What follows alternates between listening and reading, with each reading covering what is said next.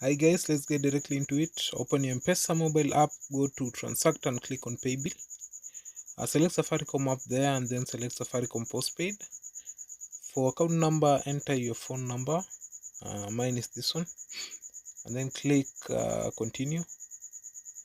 Enter the amount that you want to pay. For example, since I've paid mine already, I'll click in 500. It will still say in my account though. And then click on pay bill. After that, you'll be asked to put your PIN number. You put it in there and then press OK.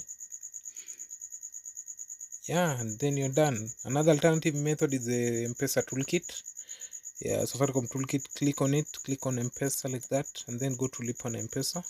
On pay bill, enter business number which is 200200, press OK. Account number, you input your mobile phone number. Yeah, and then press OK. For the amount, you enter any amount that you feel comfortable with, normally 5,000 to 3,000, and then you input your Mpesa pin and press OK.